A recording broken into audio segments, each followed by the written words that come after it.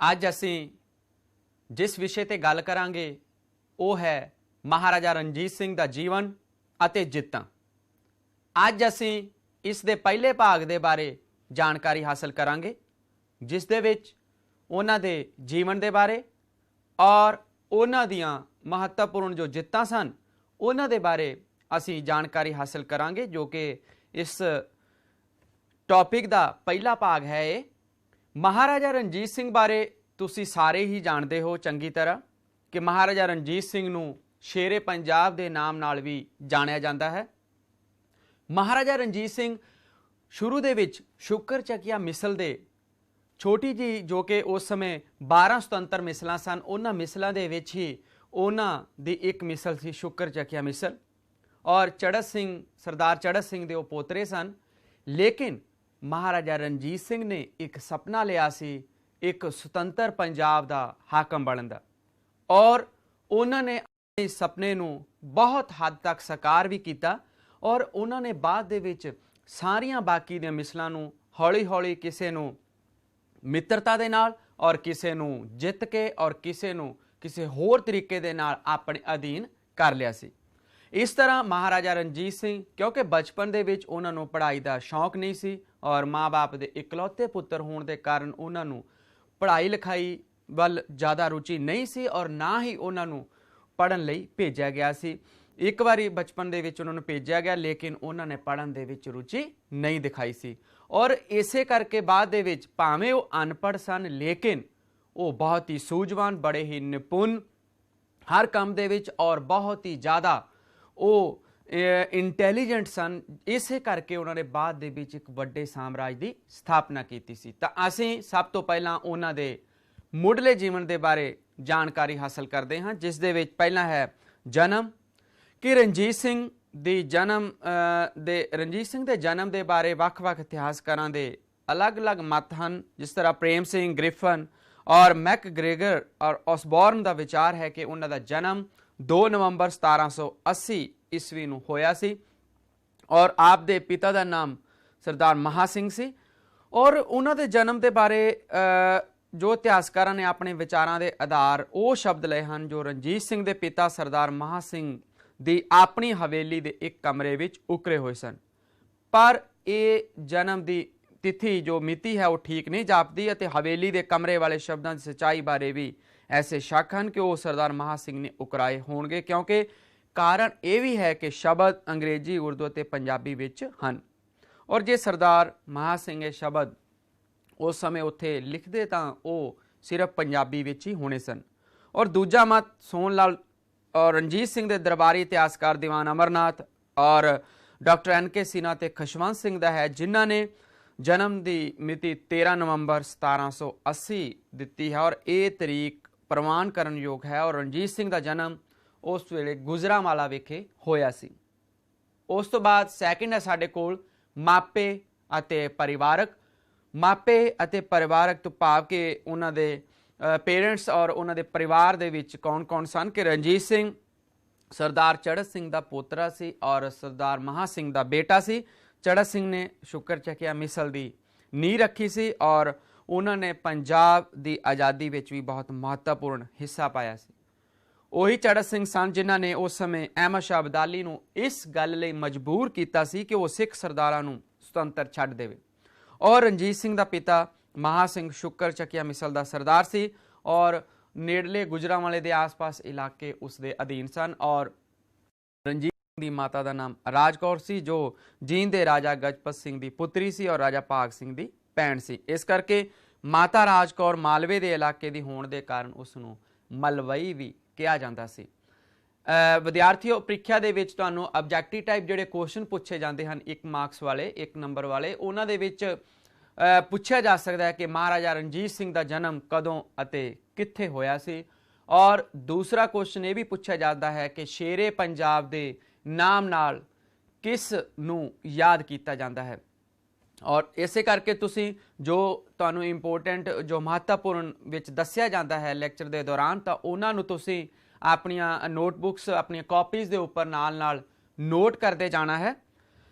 उस तो बाद है थर्ड पॉइंट है साडे कोल सिक्ख्या, कि 5 ਸਾਲ ਦੀ ਉਮਰ ਵਿੱਚ ਰਣਜੀਤ ਸਿੰਘ ਨੂੰ ਗੁਜਰਾਂਵਾਲਾ ਵਿਖੇ ਭਾਗੂ ਦੀ ਧਰਮਸ਼ਾਲਾ ਦੇ ਵਿੱਚ ਪੜ੍ਹਨ ਲਈ ਭੇਜਿਆ ਗਿਆ ਸੀ, ਲੇਕਿਨ ਰਣਜੀਤ ਸਿੰਘ ਦਾ ਪੜ੍ਹਨ ਵੱਲ ਕੋਈ ਧਿਆਨ ਨਹੀਂ ਸੀ, ਇਸ ਲਈ ਉਹ ਵਿੱਦਿਆ ਪ੍ਰਾਪਤ ਨਹੀਂ ਕਰ ਸਕੇ। ਔਰ ਰਣਜੀਤ ਸਿੰਘ ਦੇ ਅਨਪੜ੍ਹ ਰਹਿਣ ਦਾ ਇੱਕ ਹੋਰ ਕਾਰਨ ਵੀ ਸੀ ਕਿ ਲੋਕ ਉਹਨਾਂ ਦਿਨਾਂ ਦੇ ਵਿੱਚ ਪੜ੍ਹਾਈ ਦੀ ਜਗ੍ਹਾ ਸੈਨਿਕ ਸਿੱਖਿਆ ਨੂੰ ਵਧੇਰੇ ਜ਼ਰੂਰੀ ਸਮਝਦੇ ਸਨ। ਇਸ ਲਈ ਸ਼ਿਕਾਰ ਖੇਡਣ ਦੇ ਵਿੱਚ ਔਰ ਨੇਜ਼ਾਬਾਜ਼ੀ ਦੇ ਵਿੱਚ ਰਣਜੀਤ ਸਿੰਘ ਨੇ ਬਹੁਤ ਦਿਲਚਸਪੀ ਦਿਖਾਈ ਸੀ। ਜਿਵੇਂ ਕਿ ਤੁਸੀਂ ਸਾਹਮਣੇ ਦੇਖ ਰਹੇ ਹੋ ਕਿ ਰਣਜੀਤ ਸਿੰਘ ਦੀ ਨੇਜ਼ਾਬਾਜ਼ੀ ਅਤੇ ਯੁੱਧ ਕਲਾ ਦੇ ਸ਼ੌਕ ਨੂੰ ਦੇਖ ਇੱਕ ਵਾਰੀ ਮਹਾਂ ਸਿੰਘ ਨੇ ਆਖਿਆ ਸੀ ਕਿ ਗੁਜਰਾਂਵਾਲੇ ਦਾ ਇਲਾਕਾ ਮੇਰੇ ਬਹਾਦਰ ਪੁੱਤਰ ਰਣਜੀਤ ਸਿੰਘ ਲਈ ਕਾਫੀ ਨਹੀਂ ਹੋਵੇਗਾ। ਭਾਵ ਕਿ ਉਹਨਾਂ ਦੇ ਇਸ ਤਰ੍ਹਾਂ ਦੇ ਸ਼ੌਕ ਨੂੰ ਦੇਖਦੇ ਹੋਏ ਉਸ ਵੇਲੇ ਉਹਨਾਂ ਦੇ ਪਿਤਾ ਸਰਦਾਰ ਮਹਾਂ ਸਿੰਘ ਨੇ ਕਿਹਾ ਸੀ ਕਿ ਗੁਜਰਾਂਵਾਲੇ ਦਾ ਇਲਾਕਾ ਮੇਰੇ ਬਹਾਦਰ ਪੁੱਤਰ ਰਣਜੀਤ ਸਿੰਘ ਲਈ ਕਾਫੀ ਨਹੀਂ ਹੋਵੇਗਾ। ਔਰ ਇਸੇ ਤਰ੍ਹਾਂ ਹੀ ਗ੍ਰਿਫਨ ਨੇ ਵੀ ਲਿਖਿਆ ਹੈ ਕਿ ਉਹ ਮਾਹਿਰ ਘੋੜਸਵਾਰ ਬਿਨਾਂ ਕਿਸੇ ਥਕੇਵੇ ਦੇ ਨਿਸ਼ਾਨ ਤੋਂ ਸਾਰਾ ਦਿਨ ਕਾਠੀ ਉੱਤੇ ਰਹਿੰਦਾ ਸੀ। ਕਾਠੀ ਉੱਤੇ ਭਾਵ ਕਿ ਘੋੜੇ ਦੇ ਉੱਪਰ। ਉਸ ਦਾ ਘੋੜਿਆਂ ਲਈ ਪਿਆਰ ਇੱਕ ਸ਼ਕਤੀਸ਼ਾਲੀ ਇੱਛਾ ਬਣ ਗਈ ਸੀ ਔਰ ਇਸੇ ਕਾਰਨ ਹੀ ਉਹ ਬਹੁਤ ਨਿਪੁੰਨ ਘੋੜਸਵਾਰ, ਬਹੁਤ ਨਿਪੁੰਨ ਇੱਕ ਯੋਧਾ ਬਣ ਗਿਆ ਸੀ ਰਣਜੀਤ ਸਿੰਘ। ਨੈਕਸਟ ਹੈ 4th ਪੁਆਇੰਟ ਸਾਡੇ ਕੋਲ ਬਹਾਦਰੀ। ਬਚਪਨ ਤੋਂ ਹੀ ਜਿਵੇਂ ਕਿ ਉੱਪਰ ਅਸੀਂ ਪੜ੍ਹਿਆ ਹੈ ਕਿ ਉਹ ਬਹੁਤ ਹੀ ਬਹਾਦਰ ਸੈਨਿਕ, ਬਹੁਤ ਹੀ ਬਹਾਦਰ ਘੋੜਸਵਾਰ ਬਣ ਗਏ ਸਨ ਬਚਪਨ ਦੇ ਵਿੱਚ ਹੀ। ਔਰ 10 ਸਾਲ ਦੀ ਉਮਰ ਵਿੱਚ ਹੀ ਆਪਣੇ ਪਿਤਾ ਦੇ ਨਾਲ ਉਹਨਾਂ ਨੇ ਯੁੱਧ ਦੇ ਮੈਦਾਨ ਦੇ ਵਿੱਚ ਜਾਣਾ ਸ਼ੁਰੂ ਕਰ ਦਿੱਤਾ ਸੀ। ਉਸ ਵੇਲੇ ਇਹ ਆਖਿਆ ਜਾਂਦਾ ਹੈ ਕਿ 10 ਸਾਲ ਦੀ ਉਮਰ ਦੇ ਵਿੱਚ ਹੀ ਉਹਨਾਂ ਨੇ ਆਪਣੇ ਪਿਤਾ ਵੱਲੋਂ ਸਹੋਦਰਾ ਤੇ ਹਮਲਾ ਕੀਤਾ ਸੀ ਔਰ ਉਸ ਹਮਲੇ ਦੇ ਵਿੱਚ ਹਿੱਸਾ ਲਿਆ ਸੀ ਉਹਨਾਂ ਨੇ। ਔਰ ਲੜਾਈ ਦੇ ਦੌਰਾਨ ਹੀ ਉਸ ਦੇ ਪਿਤਾ ਸਰਦਾਰ ਮਹਾਂ ਸਿੰਘ ਦੀ ਤਬੀਅਤ ਅਚਾਨਕ ਖਰਾਬ ਹੋਣ ਕਾਰਨ ਉਹਨਾਂ ਨੂੰ ਲੜਾਈ ਵਿੱਚੋਂ ਮੁੜਨਾ ਪਿਆ ਸੀ ਔਰ ਰਣਜੀਤ ਸਿੰਘ ਨੇ ਇੰਨੀ ਛੋਟੀ ਉਮਰ ਦੇ ਵਿੱਚ ਹੀ ਉਸ ਲੜਾਈ ਦੀ ਬਾਗਡੋਰ ਸੰਭਾਲੀ ਸੀ ਔਰ ਉਹਨਾਂ ਨੇ ਬਹੁਤ ਬਹਾਦਰੀ ਦੇ ਜ਼ੋਰ ਦਿਖਾਏ ਸੀ ਔਰ ਉਹਨਾਂ ਨੇ ਉਸ ਯੁੱਧ ਨੂੰ ਜਿੱਤ ਲਿਆ ਸੀ। ਔਰ ਇਸੇ ਕਰਕੇ ਹੀ ਬਾਅਦ ਦੇ ਵਿੱਚ ਉਹਨਾਂ ਦੇ ਪਿਤਾ ਨੇ ਉਹਨਾਂ ਦਾ ਨਾਮ ਰਣਜੀਤ ਰੱਖਿਆ ਸੀ, ਕਿਉਂਕਿ ਬਚਪਨ ਦਾ ਨਾਮ ਉਹਨਾਂ ਨੂੰ ਬੁੱਧ ਸਿੰਘ ਕਿਹਾ ਜਾਂਦਾ ਸੀ।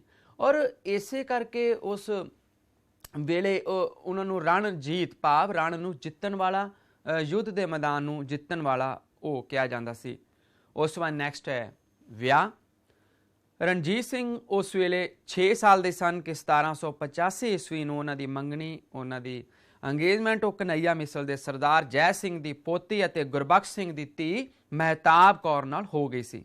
ਰਣਜੀਤ ਸਿੰਘ ਦੀ ਸੱਸ ਦਾ ਨਾਮ ਸਦਾ ਕੌਰ ਸੀ। ਇਹ ਵੀ ਅਕਸਰ ਹੀ ਪ੍ਰੀਖਿਆਵਾਂ ਦੇ ਵਿੱਚ ਆਬਜੈਕਟਿਵ ਟਾਈਪ 1 ਨੰਬਰ ਦੇ ਪ੍ਰਸ਼ਨ ਵਜੋਂ ਇਹ ਪੁੱਛਿਆ ਜਾਂਦਾ ਹੈ ਕਿ ਰਣਜੀਤ ਸਿੰਘ ਦੀ ਸੱਸ ਦਾ ਨਾਮ ਕੀ ਸੀ ਜਾਂ ਸਦਾ ਕੌਰ ਕੌਣ ਸੀ। ਸਦਾ ਕੌਰ ਰਣਜੀਤ ਸਿੰਘ ਦੀ ਸੱਸ ਸੀ। ਉਸ ਤੋਂ ਬਾਅਦ ਹੈ ਕਿ ਰਣਜੀਤ ਸਿੰਘ ਦਾ ਵਿਆਹ ਮਹਿਤਾਬ ਕੌਰ ਨਾਲ 1796 ਈਸਵੀ ਨਾਲ ਹੋਇਆ ਸੀ ਔਰ ਇਸ ਦਾ ਰਣਜੀਤ ਸਿੰਘ ਨੂੰ ਬਹੁਤ ਲਾਭ ਹੋਇਆ ਕਿਉਂਕਿ ਸ਼ੁਕਰ ਚੱਕਿਆ ਮਿਸਲ ਔਰ ਕਨਈਆ ਮਿਸਲ ਦੋਨੋਂ ਇਕੱਠੀਆਂ ਹੋ ਗਈਆਂ ਸਨ।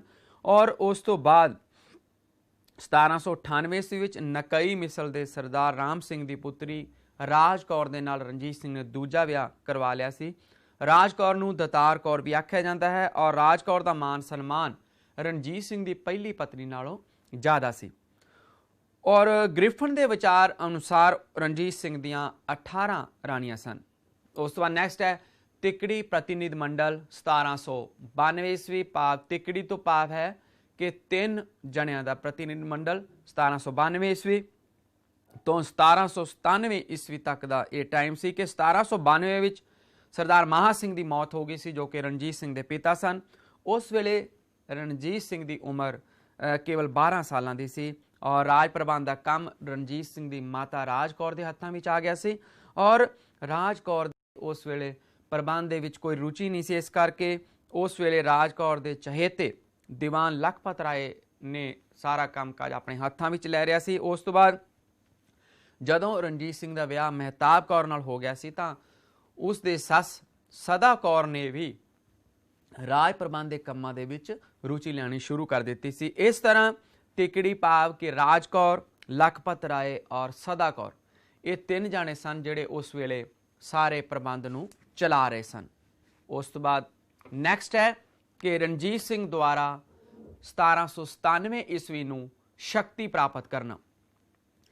1797 ਈਸਵੀ ਨੂੰ ਸ਼ਕਤੀ ਪ੍ਰਾਪਤ ਕਰਨ ਦਾ ਭਾਵ ਹੈ ਕਿ ਰਣਜੀਤ ਸਿੰਘ, ਜਿਵੇਂ ਕਿ ਇਸ ਤੋਂ ਪਹਿਲਾਂ ਪਿਛਲੀ ਸਲਾਈਡ ਦੇ ਵਿੱਚ ਤੁਸੀਂ ਦੇਖਿਆ ਸੀ ਕਿ ਤਿਕੜੀ ਦੀ ਸਰਪ੍ਰਸਤੀ ਭਾਵ ਰਾਜ ਕੌਰ, ਦੀਵਾਨ ਲਖਪਤ ਰਾਏ ਅਤੇ ਰਣਜੀਤ ਸਿੰਘ ਦੀ ਸੱਸ ਸਦਾ ਕੌਰ, ਉਹ ਤਿੰਨੋਂ ਜਾਣੇ ਮਿਲ ਕੇ ਉਸ ਵੇਲੇ ਰਾਜ ਪ੍ਰਬੰਧ ਚਲਾ ਰਹੇ ਸਨ, ਕਿਉਂਕਿ ਰਣਜੀਤ ਸਿੰਘ ਛੋਟਾ ਸੀ। ਇੱਥੇ ਹੁਣ ਅਸੀਂ ਦੇਖ ਰਹੇ ਹਾਂ ਕਿ ਰਣਜੀਤ ਸਿੰਘ ਦੁਆਰਾ 1797 ਈਸਵੀ ਨੂੰ ਸ਼ਕਤੀ ਪ੍ਰਾਪਤ ਕਰਨਾ ਭਾਵ ਕਿ ਉਹਨਾਂ ਨੇ ਸਾਰੀ ਸ਼ਕਤੀ ਉਹਨਾਂ ਤਿੰਨਾਂ ਦੇ ਕੋਲੋਂ ਆਪਣੇ ਹੱਥਾਂ ਦੇ ਵਿੱਚ ਲੈ ਲਈ ਸੀ। ਜਦੋਂ ਰਣਜੀਤ ਸਿੰਘ 17 ਸਾਲ ਦੇ ਹੋਏ ਤਾਂ ਉਹਨਾਂ ਨੇ ਮਹਿਸੂਸ ਕੀਤਾ ਕਿ ਪ੍ਰਬੰਧ ਠੀਕ ਨਹੀਂ ਚੱਲ ਰਿਹਾ ਔਰ ਉਸ ਦੀ ਸੱਸ ਸਦਾ ਕੌਰ ਬਹੁਤ ਵੱਡੀਆਂ ਇੱਛਾਵਾਂ ਲੈ ਕੇ ਬੈਠੀ ਹੋਈ ਸੀ, ਕਿਉਂਕਿ ਉਹ ਸਾਰੇ ਪੰਜਾਬ ਨੂੰ ਆਪਣੇ ਅਧੀਨ ਕਰਨਾ ਚਾਹੁੰਦੀ ਸੀ।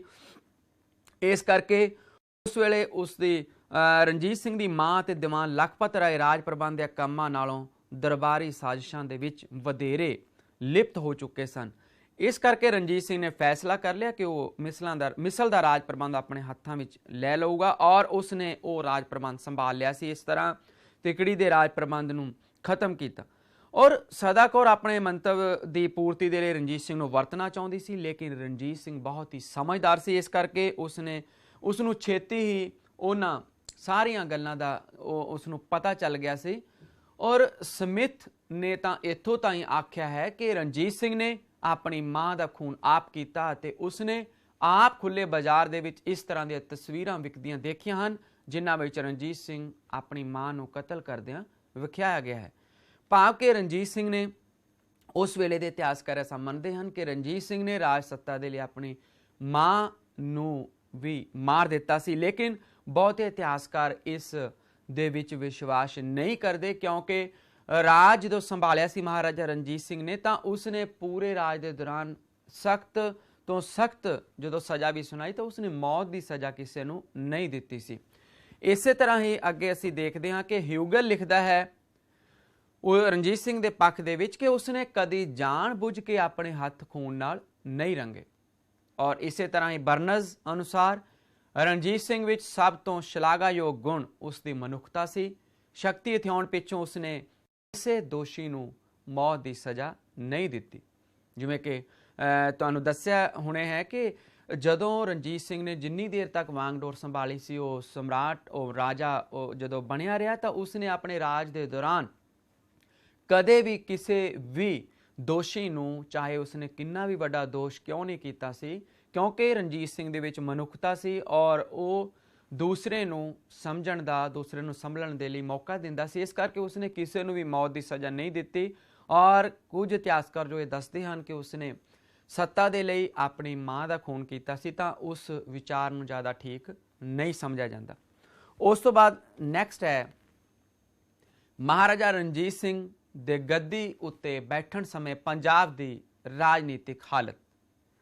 ਜਿਸ ਵੇਲੇ ਮਹਾਰਾਜਾ ਰਣਜੀਤ ਸਿੰਘ ਗੱਦੀ ਉੱਤੇ ਬੈਠਿਆ ਤਾਂ ਉਸ ਸਮੇਂ ਪੰਜਾਬ ਦੀ ਜੋ ਪੋਲੀਟੀਕਲ ਕੰਡੀਸ਼ਨ ਸੀ, ਜੋ ਰਾਜਨੀਤਿਕ ਹਾਲਤ ਸੀ ਉਹ ਬਹੁਤ ਚੰਗੀ ਨਹੀਂ ਸੀ। ਜਿਵੇਂ ਕਿ ਤੁਸੀਂ ਸਾਹਮਣੇ ਦੇਖ ਰਹੇ ਹੋ ਕਿ ਐਚ.ਟੀ. ਪ੍ਰਿੰਸਿਪ ਨੇ ਲਿਖਿਆ ਹੈ ਕਿ ਪੰਜਾਬ ਵਿੱਚ ਜੋ ਸੁੰਦਰਤਾ ਸੀ ਰਣਜੀਤ ਸਿੰਘ ਦੇ ਜਨਮ ਤੋਂ ਪਹਿਲਾਂ ਖਤਮ ਹੋ ਚੁੱਕੀ ਸੀ। ਇਹ ਅਸਲੀਅਤ ਹੈ ਕਿ ਉਸ ਦੇ ਸ਼ਕਤੀ ਸੰਭਾਲਣ ਸਮੇਂ ਅਸ਼ਾਂਤੀ ਅਤੇ ਗੜਬੜੀ ਦਾ ਰਾਜ ਸੀ। ਰਣਜੀਤ ਸਿੰਘ ਦੇ ਸ਼ਕਤੀ ਸੰਭਾਲਣ ਦਾ ਸਮਾਂ ਸ਼ਾਇਦ ਪੰਜਾਬ ਦੇ ਇਤਿਹਾਸ ਵਿੱਚ ਸਭ ਤੋਂ ਹਨੇਰਾ ਸਮਾਂ ਸੀ। ਭਾਵ ਕਿ ਉਸ ਵੇਲੇ ਪੰਜਾਬ ਦੇ ਵਿੱਚ ਅਰਾਜਕਤਾ ਫੈਲੀ ਹੋਈ ਸੀ, ਪੰਜਾਬ ਦੀ ਹਾਲਤ ਬਹੁਤ ਹੀ ਜ਼ਿਆਦਾ ਖਰਾਬ ਹੋ ਚੁੱਕੀ ਸੀ, ਕਿਉਂਕਿ ਜਿਸ ਵੇਲੇ ਰਣਜੀਤ ਸਿੰਘ ਗੱਦੀ ਉੱਤੇ ਬੈਠਿਆ ਉਸਨੇ ਸੱਤਾ ਸੰਭਾਲੀ, ਕਿਉਂਕਿ ਉਸ ਤੋਂ ਪਹਿਲਾਂ ਰਣਜੀਤ ਸਿੰਘ ਦੀ ਉਮਰ ਬਹੁਤ ਛੋਟੀ ਸੀ ਔਰ ਉਸ ਦੇ ਪਿਤਾ ਮਹਾ ਸਿੰਘ ਦੀ ਮੌਤ ਹੋਣ ਤੋਂ ਬਾਅਦ ਤਿੰਨਾਂ ਦੇ ਹੱਥ ਦੇ ਵਿੱਚ ਰਾਜ ਕੌਰ, ਸਦਾ ਕੌਰ ਉਸ ਦੀ ਜੋ ਸੱਸ ਸੀ ਔਰ ਦੀਵਾਨ ਲਖਪਤ ਰਾਏ ਦੇ ਹੱਥਾਂ ਦੇ ਵਿੱਚ ਉਸ ਸਮੇਂ ਪੂਰੀ ਸੱਤਾ ਸੀ। ਇਸ ਕਰਕੇ ਬਹੁਤ ਸਾਰੀਆਂ ਸਾਜ਼ਿਸ਼ਾਂ, ਹਰ ਕੋਈ ਆਪਣੇ ਆਪ ਨੂੰ ਜ਼ਿਆਦਾ ਸੁਪੀਰੀਅਰ ਸਮਝਣ ਦੇ ਲਈ, ਜ਼ਿਆਦਾ ਆਪਣੇ ਆਪ ਨੂੰ ਕਾਬਲ ਸਮਝਦੇ ਹੋਏ ਗੱਦੀ ਹਥਿਆਉਣਾ ਚਾਹੁੰਦਾ ਸੀ ਔਰ ਉਹ ਵੇਲਾ ਸੀ ਕਿ ਉਸੇ ਕਰਕੇ ਹੀ ਐਚ.ਟੀ. ਪ੍ਰਿੰਸਿਪ ਨੇ ਲਿਖਿਆ ਹੈ ਕਿ ਉਹ ਜਦੋਂ ਉਸਨੇ ਗੱਦੀ ਰਣਜੀਤ ਸਿੰਘ ਨੇ ਸੰਭਾਲੀ ਸੀ ਤਾਂ ਸ਼ਾਇਦ ਉਹ ਪੰਜਾਬ ਦੇ ਇਤਿਹਾਸ ਵਿੱਚ ਸਭ ਤੋਂ ਹਨੇਰਾ ਸਮਾਂ ਸੀ। ਉਸ ਤੋਂ ਬਾਅਦ ਨੈਕਸਟ ਰਾਜ ਪ੍ਰਾਪਤ ਕਰਨ ਦੀਆਂ ਚਾਹਵਾਨ ਸ਼ਕਤੀਆਂ।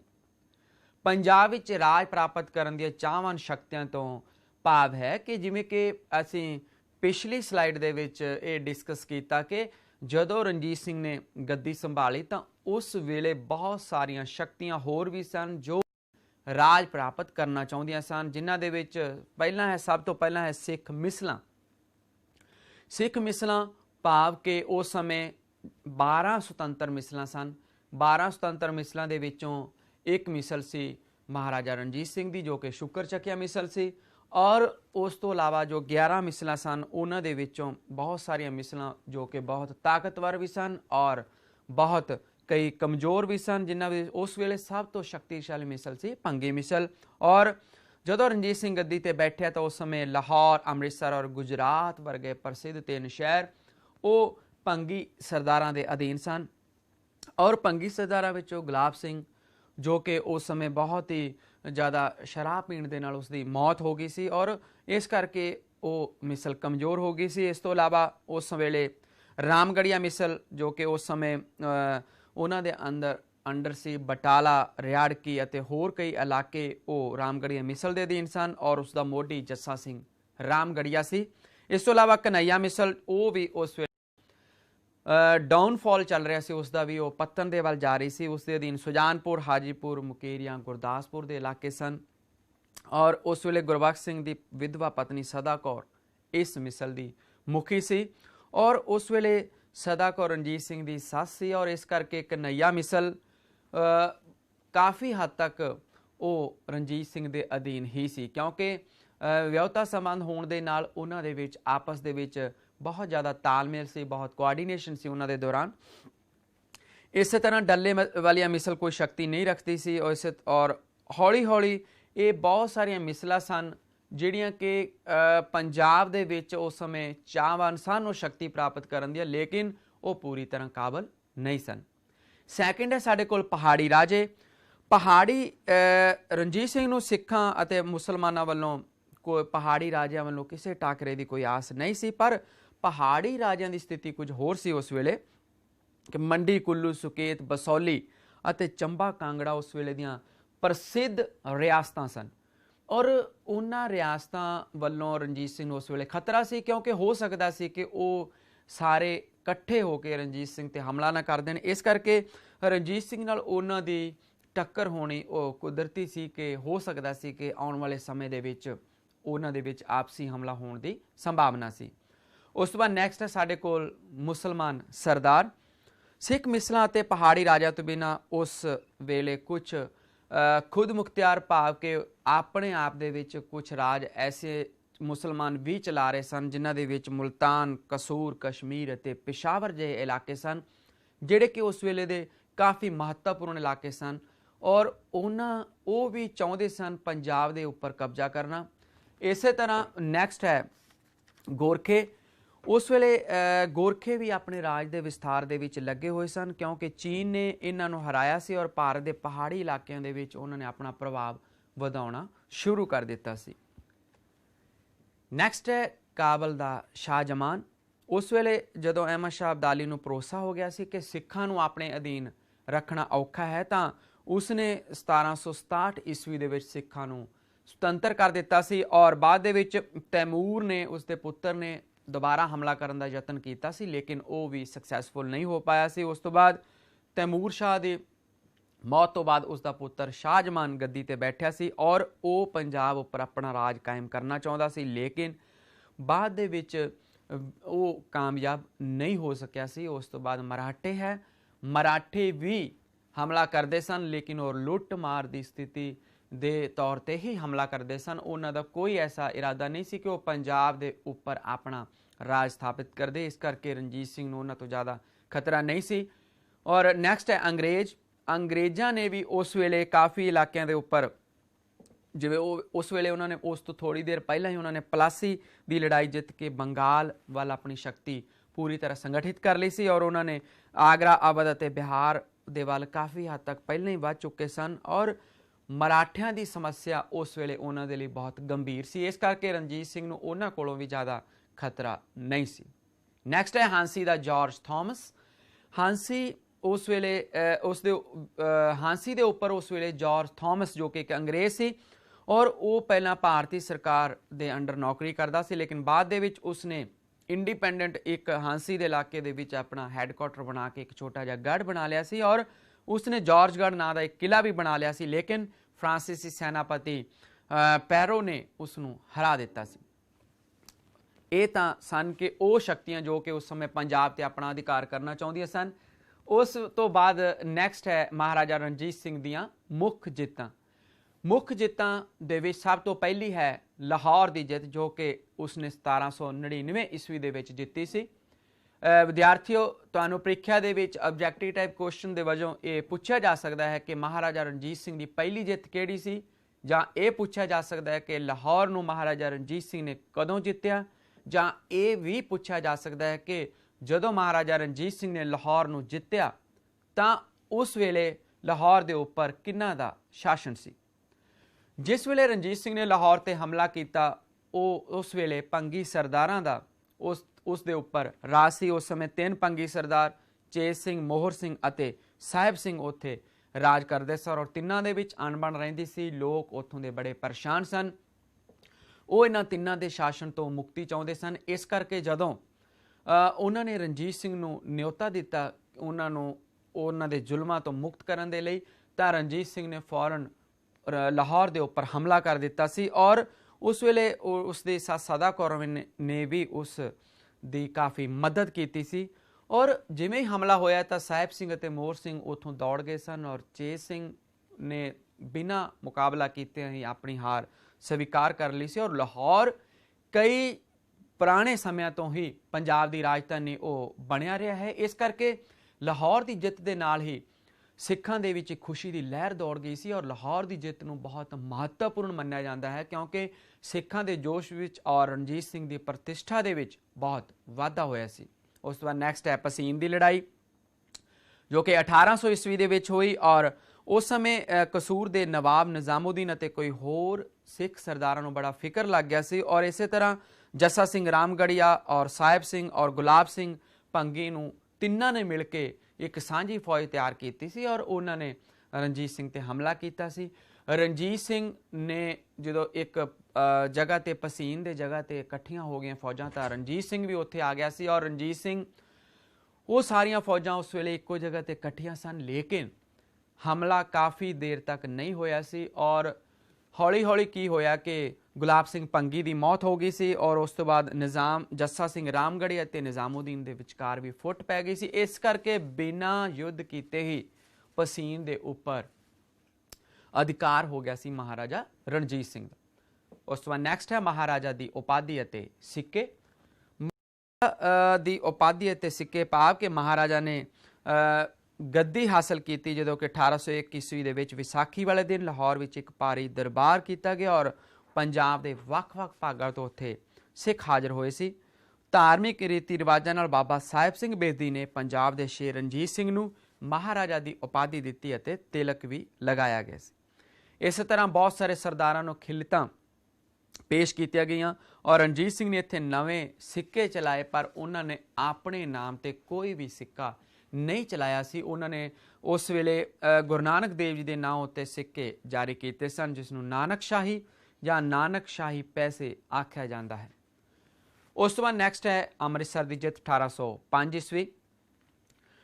ਅੰਮ੍ਰਿਤਸਰ ਦੇ ਉੱਪਰ ਉਸ ਵੇਲੇ ਮਾਈ ਸੁੱਖਾਂ ਜੋ ਕਿ ਗੁਲਾਬ ਸਿੰਘ ਭੰਗੀ ਦੀ ਵਿਧਵਾ ਸੀ, ਇਹ ਵੀ ਬਹੁਤ ਇੰਪੋਰਟੈਂਟ ਜਿੱਤ ਹੈ। ਲਾਹੌਰ ਦੀ ਜਿੱਤ ਔਰ ਅੰਮ੍ਰਿਤਸਰ ਦੀ ਜਿੱਤ, ਇਸ ਦੇ ਬਾਰੇ ਸ਼ਾਰਟ ਨੋਟ ਜਿਹੜੇ ਕਿ ਸੰਖੇਪ ਨੋਟ ਵਾਲੇ ਜੋ ਪ੍ਰਸ਼ਨ ਆਉਂਦੇ ਹਨ 5-5 ਮਾਰਕਸ ਵਾਲੇ, ਉਹਨਾਂ ਦੇ ਵਿੱਚ ਤੁਹਾਨੂੰ ਇਹ ਪੁੱਛਿਆ ਜਾ ਸਕਦਾ ਹੈ ਕਿ ਲਾਹੌਰ ਦੀ ਜਿੱਤ ਉੱਤੇ ਸੰਖੇਪ ਨੋਟ ਲਿਖੋ, ਇਸ ਦੇ ਨਾਲ ਨਾਲ ਅੰਮ੍ਰਿਤਸਰ ਦੀ ਜਿੱਤ ਤੇ ਸੰਖੇਪ ਨੋਟ ਲਿਖੋ। ਵੱਖਰੇ ਵੱਖਰੇ ਤੌਰ ਤੇ ਇਹ ਮਹੱਤਵਪੂਰਨ ਹਨ ਪ੍ਰੀਖਿਆ ਦੇ ਪੱਖ ਤੋਂ ਸੰਖੇਪ ਨੋਟ ਲਈ ਵੀ। ਅੰਮ੍ਰਿਤਸਰ ਦੇ ਉੱਪਰ ਉਸ ਵੇਲੇ ਜਿਵੇਂ ਕਿ ਤੁਹਾਨੂੰ ਦੱਸਿਆ ਗਿਆ ਹੈ ਕਿ ਗੁਲਾਬ ਸਿੰਘ ਭੰਗੀ ਦੀ ਵਿਧਵਾ ਮਾਈ ਸੁੱਖਾਂ ਦਾ ਰਾਜ ਉਸ ਵੇਲੇ ਔਰ ਰਣਜੀਤ ਸਿੰਘ ਨੇ ਉਸ ਤੋਂ ਅੰਮ੍ਰਿਤਸਰ ਦੇ ਕਿਲੇ ਔਰ ਇੱਕ ਤੋਪ ਸੀ ਪ੍ਰਸਿੱਧ ਤੋਪ ਜਮਜਮਾ, ਜਿਸ ਨੂੰ ਅਹਿਮਦ ਸ਼ਾਹ ਅਬਦਾਲੀ ਤੋਂ ਖੋਇਆ ਗਿਆ ਸੀ ਔਰ ਉਸ ਦੇ ਵਿੱਚ ਸ਼ੁਕਰ ਚੱਕਿਆ ਮਿਸਲ ਦਾ ਵੀ ਹੱਥ ਸੀ। ਇਸ ਕਰਕੇ ਰਣਜੀਤ ਸਿੰਘ ਨੇ ਉਹਨਾਂ ਤੋਂ ਇਹ ਮੰਗ ਕੀਤੀ ਸੀ, ਲੇਕਿਨ ਮਾਈ ਸੁੱਖਾਂ ਨੇ ਉਹ ਮੰਗ ਕਰਾ ਦਿੱਤੀ ਔਰ ਇਸੇ ਕਰਕੇ ਜਦੋਂ ਹਮਲਾ ਹੋਇਆ ਤਾਂ ਉਸ ਹਮਲੇ ਦੇ ਵਿੱਚ थोड़ी देर बाद ही अमृतसर उत्ते जित प्राप्त कर ली गई सी। नैक्सट है साडे कोल सिख मिसलों के इलाकों दियां जित्तां 1802 तो 1811 ईस्वी। सिख मिसलों के इलाकों की जित्तां तो भाव है कि काफ़ी सारिया मिसलों जिवें कि उस समय अकालगढ़ दे दूल सिंह नूं हराया रणजीत सिंह ने, उस तो बाद लाहौर ते अमृतसर नूं जित्तिया। इस तरह डल्लेवालिया दे सरदार तारा सिंह केबा की मौत तो बाद उसनूं भी अपने अधीन कर लिया। नकई मिसल, फैजलपुरिया मिसल और इस तरह काफ़ी इलाकों नूं, काफ़ी मिसलों नूं रणजीत सिंह ने अपने अधीन कर लिया सी। 6 पॉइंट है साडे कोल मित्र मिसलों के इलाकों ते अधिकार। मित्र मिसलों के इलाकों के अधिकार भाव कि जिमें कि कन्हैया मिसल, रामगढ़िया मिसल, आलूवालिया मिसल, उन्हां इलाकों के नाल रणजीत सिंह की मित्रता सी उन्हां मिसलों के नाल। लेकिन हौली हौली रणजीत सिंह ने उन्होंने भी अपने अधीन कर लिया सी। उस तो बाद नैक्सट है साडे कोल जम्मू ते हमला। रणजीत सिंह ने 1800 ईस्वी में जम्मू ते हमला किया और जम्मू के हाकम नूं 20,000 रुपए दे के जम्मू के हाकम ने रणजीत सिंह की अधीनता स्वीकार कर ली सी। इस तरह है नैक्सट है साडे कोल कसूर अते झंग की जित 1807 ईस्वी। कसूर अते झंग की जित के कसूर का शासक निजामुद्दीन मर गया सी और उस तो बाद इस करके हौली हौली कसूर अते झंग नूं भी रणजीत सिंह ने जित लिया सी। नैक्सट है साडे कोल कांगड़ा की जित। कांगड़ा उत्ते उस समय संसार चंद दा राज सीगा और संसार चंद नूं उस वेले पहाड़ी राजे कहलूर उत्ते हमला कर दिता सी और कहलूर दे राजे ने नेपाल दे राजे तो मंग कीती सी और लेकिन वो उस स्थान संसार चंद हार गया सीगा और गोरखे उस वेले कांगड़ा दे वल वध रहे सन। इस करके वो बाद दे विच जदों रणजीत सिंह तो हैल्प मंगी सी संसार चंद ने जदों गोरखियां दे खिलाफ और महाराजा रणजीत सिंह ने कांगड़े दा किला दी उन्होंने जदों कहा संसार चंद ने कि उसकी हैल्प की जाए और बदले विचों कांगड़े का किला देवेगा। लेकिन जदों रणजीत सिंह ने अपनी सेना भेजी और जितण तो बाद उस संसार चंद ने मना कर दिता सी और इस करके बाद दे विच संसार चंद ने जो कांगड़ा देने लई टाल मटोल करनी शुरू कर दी तो रणजीत सिंह ने संसार चंद के पुत्र अनिरुद्ध चंद नूं कैद कर लिया सी और अंत सदा कौर की हुशियारी नाल कांगड़ा रणजीत सिंह के अधीन आ गया सी। और नैक्सट है अटक की जित। अटक का जिला अटक का जो उस समय किला सी वो बहुत ही महत्वपूर्ण सी। उस वेले काबुल का वजीर फतेह खान भी उन्होंने इलाकों के उपर अख लगे। अटक का इलाका सी उत्तर पश्चिम दे वल और बाद दे विच असीं देखते हैं कि उस वेले फतेह खान भी उस इलाके नूं अपने अधीन करना चाहता सी। इस करके रणजीत सिंह और फतेह खान विचाले समझौता हो गया सी और कश्मीर की जित लई 12,000 सिपाही रणजीत सिंह देवेगा और बदले विच रणजीत सिंह जिते हुए इलाकों ते मिले हुए धन दे विचों तीजा हिस्सा वो रणजीत सिंह नूं देवेगा। लेकिन फतेह सिंह बाद दे विच मुकर गया सी और बाद दे विच रणजीत सिंह फतेह सिंह ने जो अपना वचन भंग किया तो रणजीत सिंह नूं बहुत गुस्सा आया तो उसने अटक उत्ते अपना अधिकार करने के लिए बाद दे विच सोचा सी तो उसने अपने विदेश मंत्री फकीर अजीज उद्दीन नूं भेजा सी और अटक का हाकम जहांदद खां अपने भरा अता मुहम्मद की हार के कारण बहुत डरिया होया सी और उसने फकीर अजीजुद्दीन के कहण ते अटक का किला वो हवाले कर दिता सी महाराजा रणजीत सिंह दे और महाराजा रणजीत सिंह ने उसनूं बदले दे विच 1 लाख की जगीर भी दी सी।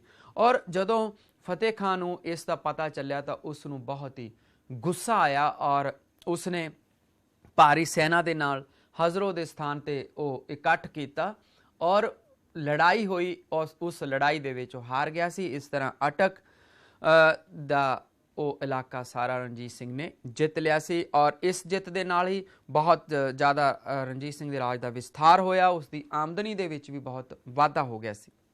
उस तो बाद नैक्सट है मुल्तान की जित 1818 ईस्वी दे विच।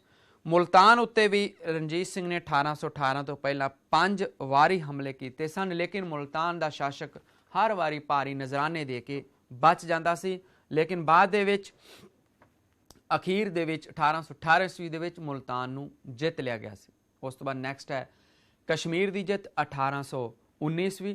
ਕਸ਼ਮੀਰ ਜਿਸ ਨੂੰ ਧਰਤੀ ਉੱਤੇ ਸਵਰਗ ਕਿਹਾ ਜਾਂਦਾ ਹੈ, ਕਸ਼ਮੀਰ ਦੇ ਇਲਾਕੇ ਨੂੰ ਵੀ ਰਣਜੀਤ ਸਿੰਘ ਆਪਣੇ ਅਧੀਨ ਕਰਨਾ ਚਾਹੁੰਦਾ ਸੀ ਔਰ ਇਸ ਦੇ ਲਈ ਉਸਨੇ ਬਹੁਤ ਯੋਜਨਾ ਬਣਾਈ ਸੀ ਔਰ ਅਖੀਰ ਦੇ ਵਿੱਚ ਸਪੇਨ ਦੀ ਲੜਾਈ ਹੋਈ ਜਿਸ ਦੇ ਵਿੱਚ ਰਣਜੀਤ ਸਿੰਘ ਨੇ ਕਸ਼ਮੀਰ ਨੂੰ ਆਪਣੇ ਅਧੀਨ ਕਰ ਲਿਆ ਸੀ।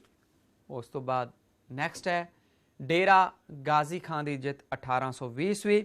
ਡੇਰਾ ਗਾਜ਼ੀ ਖਾਂ ਉਸ ਵੇਲੇ ਜਮਾਦਾਰ ਖੁਸ਼ਹਾਲ ਸਿੰਘ ਦੇ ਅਧੀਨ ਇੱਕ ਭਾਰੀ ਫੌਜ ਭੇਜੀ ਗਈ ਡੇਰਾ ਖਾਜ਼ੀ ਖਾਂ ਨੂੰ ਆਪਣੇ ਅਧੀਨ ਕਰਨ ਦੇ ਲਈ ਔਰ ਡੇਰਾ ਖਾਜ਼ੀ ਖਾਂ ਨੂੰ ਆਪਣੇ ਅਧੀਨ ਕਰ ਲਿਆ ਰਣਜੀਤ ਸਿੰਘ ਨੇ। ਇਸੇ ਤਰ੍ਹਾਂ ਡੇਰਾ ਇਸਮਾਇਲ ਖਾਂ ਅਤੇ ਮਨਕੇਰਾ ਆਦਿ ਦੀ ਜਿੱਤ 1821 ਈਸਵੀ।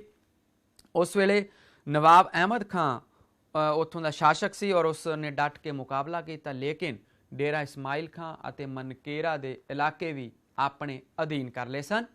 ਨੈਕਸਟ ਹੈ ਪੇਸ਼ਾਵਰ ਦੀ ਜਿੱਤ 1818 ਤੋਂ 1834 ਈਸਵੀ। ਪੇਸ਼ਾਵਰ ਉਸ ਵੇਲੇ ਪਠਾਨਾਂ ਦਾ ਗੜ੍ਹ ਸੀ ਔਰ ਰਣਜੀਤ ਸਿੰਘ ਦੇ ਲਈ ਇਹ ਪੇਸ਼ਾਵਰ ਦੀ ਜਿੱਤ ਬਹੁਤ ਹੀ ਮਹੱਤਵਪੂਰਨ ਸੀ। ਉਸਨੇ ਕਈ ਵਾਰੀ ਮੁਹਿੰਮਾਂ ਭੇਜੀਆਂ ਸਨ ਪੇਸ਼ਾਵਰ ਨੂੰ ਜਿੱਤਣ ਦੇ ਲਈ ਔਰ ਉਹ ਇਸ ਦੇ ਵਿੱਚ ਸਫਲ ਨਹੀਂ ਹੋ ਪਾਇਆ ਔਰ ਉਸਨੇ ਬਾਅਦ ਦੇ ਵਿੱਚ ਨੌਸ਼ਹਿਰਾ ਦੇ ਜਗ੍ਹਾ ਤੇ ਇੱਕ ਯੁੱਧ ਹੋਇਆ ਸੀ ਜਿਸ ਦੇ ਵਿੱਚ ਰਣਜੀਤ ਸਿੰਘ ਨੂੰ ਬਹੁਤ ਹੀ ਭਾਰੀ ਜਿੱਤ ਪ੍ਰਾਪਤ ਹੋਈ ਸੀ, ਲੇਕਿਨ ਇੰਨੀ ਅੱਛੀ ਜਿੱਤ ਹੋਣ ਦੇ ਬਾਵਜੂਦ ਵੀ ਰਣਜੀਤ ਸਿੰਘ ਨੇ ਉਸ ਇਲਾਕੇ ਨੂੰ ਆਪਣੇ ਅਧੀਨ ਨਹੀਂ ਕੀਤਾ ਸੀ ਔਰ ਉੱਥੇ ਸਗੋਂ ਇੱਕ ਭਾਰੀ ਵਾਰਸ਼ਿਕ ਕਰ ਦੇ ਬਦਲੇ ਉਸ ਵੇਲੇ ਯਾਰ ਮੁਹੰਮਦ ਖਾਨ ਨੂੰ ਉੱਥੋਂ ਦਾ ਹਾਕਮ ਬਣਾ ਦਿੱਤਾ ਸੀ। ਉਸ ਤੋਂ ਬਾਅਦ 1827 ਵਿੱਚ ਸੈਯਦ ਅਹਿਮਦ ਖਾਨ ਨੇ ਪੇਸ਼ਾਵਰ ਵਿੱਚ ਭਾਰੀ ਗੜਬੜੀ ਮਚਾਈ ਸੀ ਔਰ ਇਸੇ ਕਰਕੇ ਹਾਰੂ ਸਿੰਘ ਨਲੂਆ ਨੂੰ ਉੱਥੇ ਭੇਜਿਆ ਗਿਆ ਔਰ ਉਸਨੇ ਜਿੱਤ ਕੇ ਹਾਰੂ ਸਿੰਘ ਨਲੂਆ ਨੂੰ ਉੱਥੋਂ ਦਾ ਗਵਰਨਰ ਬਣਾ ਦਿੱਤਾ ਸੀ। ਔਰ ਇਹ ਤਾਂ ਸਨ ਮਹਾਰਾਜਾ ਰਣਜੀਤ ਸਿੰਘ ਦੀਆਂ ਜਿੱਤਾਂ।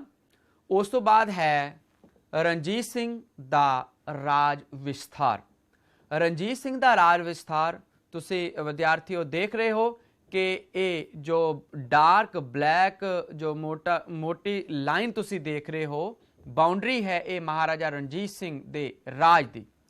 ਇਸ ਦੇ ਵਿੱਚ ਅਸੀਂ ਦੇਖਦੇ ਹਾਂ ਕਿ ਜੋ ਨੀਚੇ ਇਹ ਸਾਰਾ ਇਲਾਕਾ ਦਿਖਾਇਆ ਗਿਆ ਹੈ ਇਹ ਉਸ ਵੇਲੇ ਅੰਗਰੇਜ਼ਾਂ ਦੇ ਅਧੀਨ ਸੀ, ਕਿਉਂਕਿ ਜਦੋਂ ਅੰਮ੍ਰਿਤਸਰ ਦੀ ਸੰਧੀ ਹੋਈ ਸੀ 1809 ਈਸਵੀ ਦੇ ਵਿੱਚ ਤਾਂ ਉਸ ਸੰਧੀ ਦੇ ਵਿੱਚ ਇਹ ਆਖਿਆ ਗਿਆ ਸੀ ਕਿ ਜੋ ਮਹਾਰਾਜਾ ਰਣਜੀਤ ਸਿੰਘ ਹੈ ਉਹ ਇਹ ਸਤਲੁਜ ਜੋ ਨਦੀ ਦਿਖ ਰਹੀ ਹੈ ਤੁਹਾਨੂੰ ਨੀਚੇ, ਇਸ ਤੋਂ ਨੀਚੇ ਮਹਾਰਾਜਾ ਰਣਜੀਤ ਸਿੰਘ ਨਹੀਂ ਆਏਗਾ ਔਰ ਅੰਗਰੇਜ਼ ਇਸ ਤੋਂ ਉੱਪਰ ਨਹੀਂ ਜਾਣਗੇ। ਤਾਂ ਰਣਜੀਤ ਸਿੰਘ ਨੇ ਉਸ ਵੇਲੇ ਇਸ ਪਾਸੇ ਜੋ ਸਤਲੁਜ ਦੇ ਉੱਪਰਲੇ ਪਾਸੇ ਤੋਂ ਉਸ ਬਿਲਕੁਲ ਸਿਕਿਉਰ ਹੋ ਗਿਆ ਸੀ, ਇਸ ਕਰਕੇ ਉਸਨੇ ਆਪਣੀ ਸ਼ਕਤੀ ਨੂੰ ਉਸ ਵੇਲੇ ਪੂਰੀ ਤਰ੍ਹਾਂ ਉੱਤਰ ਪੱਛਮ ਦੇ ਇਲਾਕਿਆਂ ਵੱਲ ਸੰਗਠਿਤ ਕੀਤਾ ਸੀ ਔਰ ਉਸਨੇ ਉਹਨਾਂ ਇਲਾਕਿਆਂ ਦੇ ਵਿੱਚ ਤੁਸੀਂ ਦੇਖੋ ਇਹ ਸਾਰਾ ਇਲਾਕਾ ਜੋ ਇਹ ਉੱਤਰ ਪੱਛਮੀ ਇਲਾਕਾ ਹੈ ਉਸ ਵੇਲੇ ਉਸਨੇ ਡੇਰਾ ਗਾਜ਼ੀ ਖਾਂ, ਡੇਰਾ ਇਸਮਾਇਲ ਖਾਂ, ਬੰਨੂ, ਪੇਸ਼ਾਵਰ, ਅਟਕ ਇਹ ਸਾਰੇ ਇਲਾਕੇ ਉਸ ਵੇਲੇ ਉਸਨੇ ਜਿੱਤੇ ਸਨ। ਤਾਂ ਇਸੇ ਤਰ੍ਹਾਂ ਅਸੀਂ ਦੇਖਦੇ ਹਾਂ ਕਿ ਉਸ ਦਾ ਇਲਾਕਾ ਉੱਤਰ ਵਿੱਚ ਲੱਦਾਖ ਤੇ ਇਸ ਕਰਦੂ ਤਾਈਂ ਅਤੇ ਉੱਤਰ ਪੱਛਮ ਵਿੱਚ ਸੁਲੇਮਾਨ ਪਹਾੜੀਆਂ ਤੱਕ ਫੈਲਿਆ ਹੋਇਆ ਸੀ ਔਰ ਪੂਰਬ ਵਿੱਚ ਉਸ ਦਾ ਰਾਜ ਸਤਲੁਜ ਨਦੀ ਅਤੇ ਦੱਖਣ ਪੱਛਮ ਵਿੱਚ ਸ਼ਿਕਾਰਪੁਰ ਤਾਈਂ ਫੈਲਿਆ ਹੋਇਆ ਸੀ ਔਰ ਉਸ ਦੇ ਅੰਤਮ ਦਿਨਾਂ ਦੇ ਵਿੱਚ ਉਸ ਦੇ ਰਾਜ ਦਾ ਖੇਤਰਫਲ ਲਗਭਗ 1,40,000 ਵਰਗ ਮੀਲ ਸੀ। ਤਾਂ ਇਸ ਤਰ੍ਹਾਂ ਇੱਕ ਛੋਟੀ ਜਿਹੀ ਸ਼ੁਕਰ ਚੱਕਿਆ ਮਿਸਲ ਤੋਂ ਸ਼ੁਰੂ ਹੋ ਕੇ ਇੰਨੇ ਵੱਡੇ ਇਲਾਕੇ ਤੇ ਰਣਜੀਤ ਸਿੰਘ ਨੇ ਆਪਣੀ ਮੌਤ ਤੱਕ, ਜੋ ਕਿ ਉਸ ਦੀ ਮੌਤ 1839 ਵਿੱਚ ਹੋਈ, ਤਾਂ ਰਣਜੀਤ ਸਿੰਘ ਇੰਨੇ ਵੱਡੇ ਇਲਾਕੇ ਦਾ ਹਾਕਮ ਬਣ ਚੁੱਕਿਆ ਸੀ। ਉਸ ਤੋਂ ਬਾਅਦ ਨੈਕਸਟ ਹੈ ਸਾਡੇ ਕੋਲ ਸਿੱਖ ਮਿਸਲਾਂ ਪ੍ਰਤੀ ਰਣਜੀਤ ਸਿੰਘ ਦੀ ਨੀਤੀ। ਭਾਵ ਕਿ ਰਣਜੀਤ ਸਿੰਘ ਦੀ ਨੀਤੀ ਕਿਹੋ ਜਿਹੀ ਸੀ ਕਿ ਮਿਸਲ ਨੀਤੀ ਪ੍ਰਤੀ ਨੀਤੀ ਦੀਆਂ ਮੁੱਖ ਵਿਸ਼ੇਸ਼ਤਾਵਾਂ ਕੀ ਸਨ ਕਿ ਸਭ ਤੋਂ ਪਹਿਲਾਂ ਕਿ ਸ਼ਕਤੀਸ਼ਾਲੀ ਮਿਸਲ ਦੀਆਂ ਮਿੱਤਰਤਾ ਪ੍ਰਤੀ ਮਿੱਤਰਤਾ ਦੀ ਨੀਤੀ। ਜੋ ਸ਼ਕਤੀਸ਼ਾਲੀ ਮਿਸਲਾਂ ਸਨ ਉਹਨਾਂ ਦੇ ਬਾਰੇ ਰਣਜੀਤ ਸਿੰਘ ਨੂੰ ਪਤਾ ਸੀ ਕਿ ਉਹਨਾਂ ਤੇ ਅਧਿਕਾਰ ਨਹੀਂ ਕਰ ਸਕਦਾ, ਇਸ ਕਰਕੇ ਉਸਨੇ ਜਿਵੇਂ ਕਿ ਤੁਸੀਂ ਦੇਖ ਰਹੇ ਹੋ ਕਿ ਕਨਈਆ ਮਿਸਲ ਨਾਲ ਰਿਸ਼ਤੇਦਾਰੀ ਅਤੇ ਮਿੱਤਰਤਾ।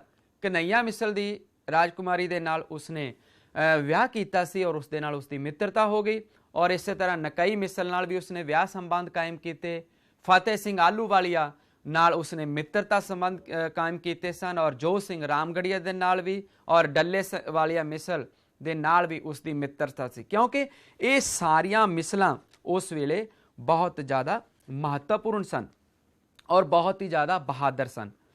ਉਸ ਤੋਂ ਬਾਅਦ ਨੈਕਸਟ ਹੈ ਕਮਜ਼ੋਰ ਮਿਸਲਾਂ ਪ੍ਰਤੀ ਲੜਾਈ ਦੀ ਨੀਤੀ और जो कमज़ोर सन जिमें कि पंगी मिसल, डल्ले वालिया मिसल, करोड़ ਸਿੰਘਿਆ मिसल, नकई मिसल, फैजलपुरिया मिसल के इलाकों उत्ते अधिकार, तो इन्हां सारिया मिसलों के उपर उसने अपना अधिकार कर लिया सी लड़ाई दे नाल और जबरदस्ती या किसी नेता की मौत होने तो बाद उस उन्हां दी मिसलों ते अपना अधिकार कर लिया सी। इस तरह नैक्सट असी देखते हाँ कि मित्र मिसलों वाल नीति विच परिवर्तन अते उन्हां दे इलाकों उत्ते अधिकार जिहड़े कि उसदियां मित्र मिसलां सन। मित्र मिसलां भाव कि वो मिसलां जिहड़ियां कि बहुत ही ज़्यादा बहादुर सन। उन्हां बहादुर मिसलां दे उपर भी बाद दे विच जदों उन्हां दे बारे रणजीत सिंह नूं पता लग्या कि वो मिसलां उस वेले कमज़ोर सन, भाव जिवें कि डल्ले वाली मिसल का नेता तारा सिंह घेबा सी, और इस करके तारा सिंह घेबा की जदों मौत हो गई तो तारा सिंह घेबा की मौत होने तो बाद उस डल्ले वाली मिसल ते भी अधिकार कर लिया सी। इस तरह जिमें कि कन्हैया मिसल ते अधिकार जिवें तुसीं सामने देख रहे हो कि उस वेले कन्हैया मिसल ते भी रणजीत सिंह ने अपने जो कि सस सदा कौर अधिकार कर रही सी उत्थे, उस समय वो राज कर रही सी, उसनूं भी कैद करवा दिता सी और उसते अधिकार कर लिया। इस तरह रामगढ़िया मिसल जदों जोत सिंह का स्वर्गवास हो गया, उसकी मौत हो गई, तो उस दे इलाके नूं भी अधिकार अपने अधीन कर लिया सी। इस तरह आलू वाली मिसल ते भी उसने अधिकार कर लिया सी। नैक्सट है गुरमता का अंत। गुरमता केंद्रीय संस्था सी सिखां दी, और इस करके बाद दे विच रणजीत सिंह ने उस संस्था का भी अंत कर दिता सी 1805 ईस्वी दे विच, क्योंकि रणजीत सिंह खुद अपने डिसीजन आप लेना चाहता सी। तो इस तरह विद्यार्थियों तुसी महाराजा रणजीत सिंह के जीवन अते जित्तां दे बारे जानिया, उसके पहले भाग के बारे। उम्मीद है तुहानूं चंगे तरीके नाल समझ आ गई होनी है। धन्यवाद।